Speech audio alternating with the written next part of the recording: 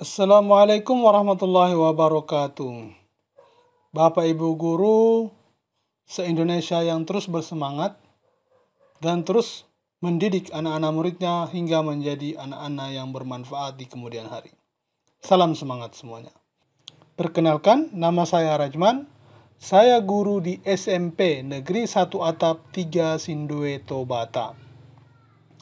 Nah, saya telah menyelesaikan program Seri Semangat Guru Kemampuan Non-Teknis dalam Adaptasi Teknologi.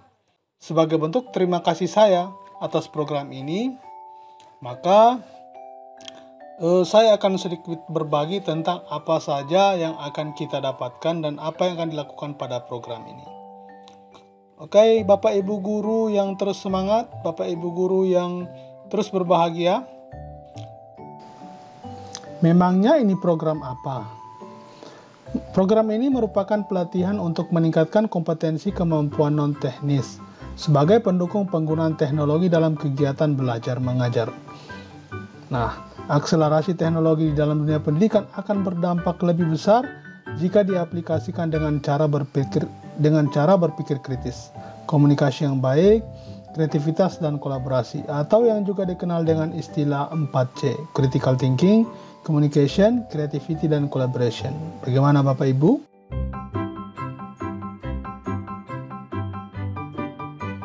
Pasca pandemi ini tentu penggunaan teknologi sangat berpengaruh dengan keseharian kita dalam melakukan proses belajar mengajar. Oleh karena itu penting sekali untuk kita mengikuti program ini. Lantas apa tujuan dari program ini?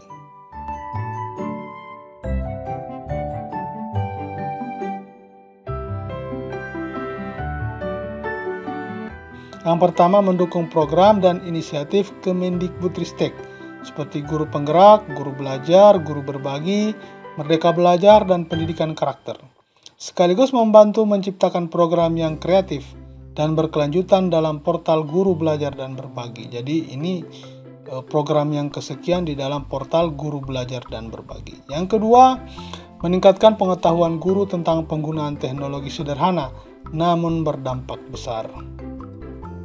Ketiga, meningkatkan pengetahuan guru tentang kemampuan non-teknis atau soft skill. Pendukung penggunaan teknologi yaitu 4C, critical thinking, communication, creative thinking, dan collaboration. Berikutnya yang keempat, memberikan pengalaman kepada guru dalam mengikuti kegiatan program pembelajaran secara daring. Jadi Bapak Ibu, ini juga tentunya memberikan pengalaman kepada kita bagaimana sih program pembelajaran secara daring itu.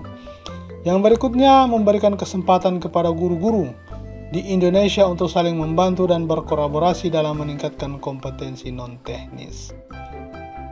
Nah, dengan online seperti ini tentu guru-guru di mana saja yang bisa mengakses internet tentu mendapat kesempatan yang sama dengan guru-guru yang lain untuk melakukan pelatihan. Nah, siapa saja yang dapat mengikuti program Seri Semangat Guru Kemampuan Non-Teknis dalam Adaptasi Teknologi ini? Yang pertama, tentunya Bapak Ibu guru yang berada di PAUD, TK, SD, SMP, SMA, baik itu yang di TK SLB juga, SDLB, SMPLB, SMLB maupun SMK boleh mengikuti program ini. Apakah cuma guru? Tidak, kepala sekolah juga bisa ikut. Nah, bagaimana jika pengawas sekolah? Tentu di sini juga diperbolehkan. Dan yang terakhir, tenaga administrasi jangan berkecil hati karena dapat juga mengikuti program ini. Yang kelima, tentu semua yang ikut program ini harus memiliki akun SIM PKB. Nah, bagi Bapak Ibu yang ingin sekali ikut program ini tapi belum mengaktifkan SIM PKB-nya, maka mulai dari sekarang cobalah aktifkan akun SIM PKB-nya karena di sana ada banyak sekali pelatihan yang bisa kita ikuti untuk menambah kemampuan kita. Lantas, apa saja tahapan dari program Seri Semangat Guru ini khususnya tentang kemampuan non-teknis dalam adaptasi teknologi? Yang pertama, tentu kita harus mendaftar. Nah, mendaftarnya di mana? Kalau Bapak Ibu sudah terbiasa dengan SIM PKB, Bapak Ibu bisa langsung saja di portal belajar guru belajar dan berbagi. Bagi yang belum terbiasa, ketikkan saja di Google portal Guru Belajar dan Berbagi. Insya Allah akan langsung diarahkan ke halaman pertama di mana tempatnya itu. Setelah kita mendaftar di halaman ini, untuk mendaftar tadi harus menggunakan akun SIM PKB. Setelah kita di sana ada banyak program. Nah, kebetulan kalau kita mau masuk program ini, setelah kita masuk kita akan melakukan pelatihan. Pelatihan peserta mengikuti pelatihan asinkronus yang terdiri dari 6 pelajaran dengan alur. Ya, tentu kalau kita masuk ada tes penilaian awal. Kemudian setelah itu kita melakukan training dari para pakar. Kemudian setelah training akan ada tes juga, namanya tes penilaian tengah. Setelah itu kita melakukan pembelajaran mandiri, latihan, dan tugas. Nah, dan yang terakhir tentu ada tes penilaian akhir.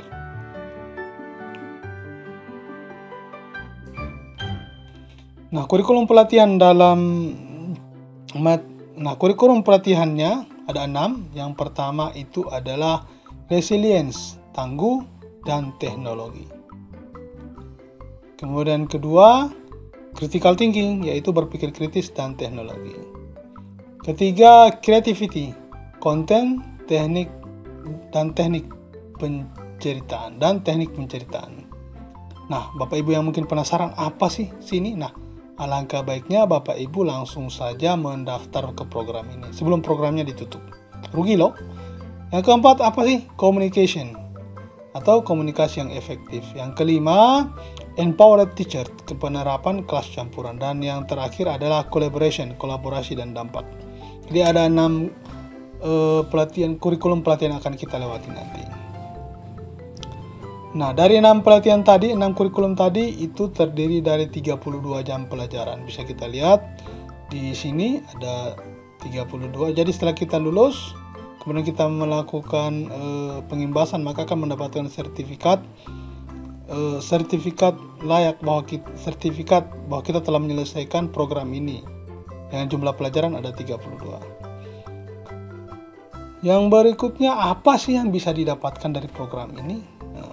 Mungkin ada bilang dapat uang atau apa.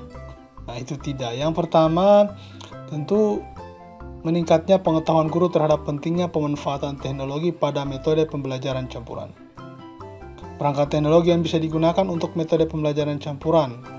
Kemudian meningkat juga tahapan-tahapan dalam menyusun konten pembelajaran digital menggunakan teknologi sederhana. Kemudian yang kita dapatkan juga tentu terjadi peningkatan berbagai macam pola komunikasi yang terjadi pada metode pembelajaran campuran, serta meningkatnya penerapan teknologi dan 4C pada pembelajaran, serta pentingnya kolaborasi dalam rangka penerapan teknologi untuk pembelajaran. Jadi beberapa poin yang kemungkinan akan terjadi peningkatan pada seorang pendidik. Kemudian berikutnya, sertifikasi bagi para guru sebagai tanda telah menyelesaikan pelatihan dan pembekalan keterampilan non-teknis dalam adaptasi teknologi. Kemudian memberikan pengalaman kepada guru dalam mengikuti kegiatan program pembelajaran secara daring. Kemudian yang terakhir pengimbasan. Jadi setelah kita selesai tentu ada pengimbasan sebagaimana yang saya lakukan, yang mendukung program dan inisiatif Kementerian Pendidikan, Kebudayaan, Riset, dan Teknologi. Nah, kira-kira itu yang kita dapatkan. Nah, Bapak Ibu, terima kasih banyak telah menonton video ini.